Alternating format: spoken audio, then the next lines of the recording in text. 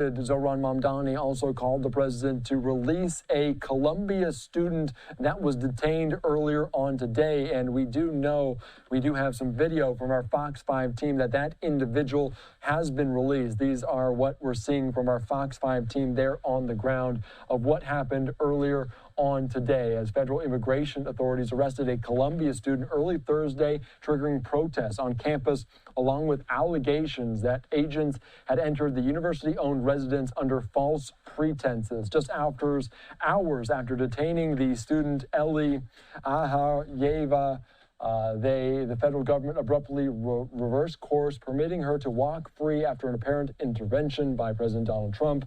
So Mamdani also expressed concerns for the arrest during an unrelated meeting with Trump, who agreed to release her immediately. On social media, this individual wrote, quote, "I am safe and okay," and was in complete shock from the experience. And as I noted, this was the scene on the ground in Columbia after this individual was detained, and certainly a major development following the meeting between President Trump and the Columbia student, a senior from Azerbaijan studying neuroscience and politics, hasn't been publicly linked to any of the pro-Palestinian demonstrations that roiled Columbia's campus. A self-described content creator, she has amassed a large social media following by sharing day-in-the-life videos. So you can see there different signs outside of this Columbia University there in the heart of New York City. And let's play out just some sound that our Fox 5 team in New York gathered of what was going on there today. Right now, the MAGA leadership is literally trying to pit this country against itself and trying to get you to hate people that you shouldn't hate. This was never about safety. This was never about rapists. This was never, ever about murderers. This is about a student. They're saying missed some classes associated with her visa.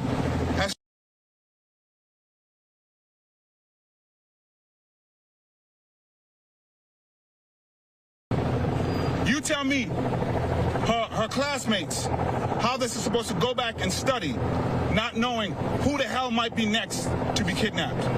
You tell me what's happening in this country and how you're still supporting Donald Trump, Kristi Noem, Pam Bondi, when you see what's happening in Minneapolis. And to them, I know you're looking for an excuse to come to New York City the way you do in Minneapolis.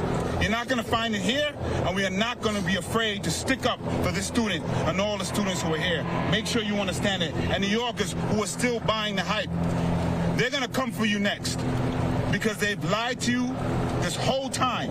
They're now kidnapping students who have nothing to do with criminality, nothing to do with the things you heard. This is disgusting. This is shameful. If you haven't gotten off your couch, you need to do so now. Can you hear from the friend your reaction about the attempt? Well, I just want to say the level of the depth that in deceit that the federal authorities demonstrated today is astonishing. We have seen them not only deceive the front desk person at this student's residence, they entered without a warrant, which is clear, and then they entered the student's apartment under false pretenses.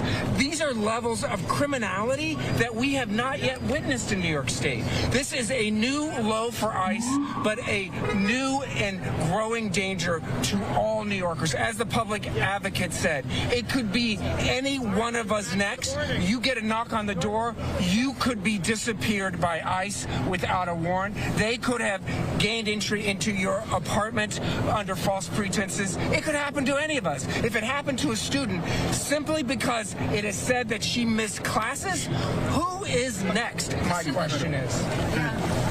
I also just want to say, you know, for anyone who is listening to this, they are continuing to push the limits of what they can do to us.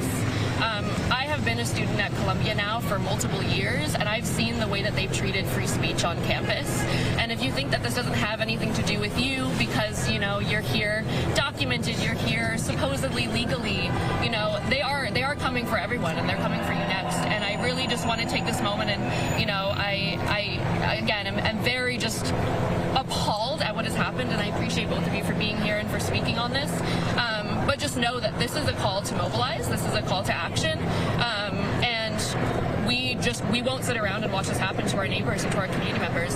So, you know, from Palestine to New York City to Mexico to the entire world, you know, they're continuing to push the limits and the boundaries of what they can do to us. So, and I think the message is, public advocate, the message is to the public, know your rights. If someone comes knocking at your door, don't answer it unless they have a warrant. If security at Columbia or any university tries to enter, make certain that their identification is checked out. Make certain that they have a judicial warrant to enter. Everyone, it would appear, is at risk. The last thing I want. Oh yeah, I'm sorry. DELFINA first name. Are you the last as well? If you don't, well, your call. Yeah, sure. ROYBAL. Well, I'll tell you what we all know, that what has been told to us. We've done a lot, so this is just what we know for right now, which is I don't want to name names, but what we understand is that an employee here was presented by people who were saying that they are NYPD officers who had a piece of paper showing a missing child, I believe a 5-year-old child. That's how they illegally gained entry in the first place. And then they went to the dorm room of her friend, and the roommate opened the door believing that it was NYPD looking for a missing child. And at that point, Ellie, the student, was kidnapped. That's what happened. And then they immediately started making phone calls and what have you. But I want to be clear, the two things I think need to happen right now is Columbia needs to come out and saying what they are doing to protect students, that they are no longer, not just in words, but in actions, working with ICE, and that every employee will be trained on what to do and not do, even if it's law enforcement. And second, there has to be an investigation to see if federal agents were impersonating NYPD. If we can investigate a snowball fight, we have to investigate the impersonation of police officers, and then kidnapping of students. So my hope all of those things occur, because we are in some really rough times right now, and we have to make sure that at minimum we can tell New Yorkers we're doing the best that we can to protect them. And for this student and our friends, that hasn't happened right now. You're listening in there to advocates speaking on the ground in New York City after Aghayeva was detained there by ICE soon after release. I want to put this up here as they're also talking about the nature in which this all went down in the early morning hours there in New York City, as this was what happened as she was released this afternoon, but what happened earlier on Thursday as federal agents gained entry to her apartment by claiming they were searching for a missing person, according to a petition from her lawyers and a statement released by Columbia. She quickly dashed off a message to her more than 100,000 followers on Instagram saying, quote, DHS illegally arrested me, please help. A photo accompanying the post showed her with her legs in the backseat of a vehicle. A Department of Homeland Security spokesperson said Aghayeva's student visa had been terminated in 2016 for failing to attend classes. Inquiry to Columbia about her visa status and how long she had been enrolled to the university were not yet returned. So interesting development. We're getting new statements from different lawmakers and posts, including this from the New York Post, talking about Aghayeva. The student detained by ICE will be released after meeting with Mamdani, the president. This according to the mayor. And this was the post from the mayor, Zohran Mamdani, saying, I got off the phone with President Trump in our meeting earlier. I shared my concerns about the Columbia student. As you can see, who was detained by ICE this morning, has been informed to me that she will be released imminently. And also from the governor of New York, Kathy Hochul, saying, I'm relieved Ellie has been released. Once again, the White House is being forced to correct its own failures. Entering a student dorm under false pretenses is a gross abuse of power. New York will act to ensure it never happens again. So a major developing story. We saw protesters gather there in New York City after Aghayeva was detained by ICE earlier on today there inside of a building in Columbia. So obviously major developing story here. We're going to continue to follow it into the evening hours. We'll slide away for a quick 2-minute break.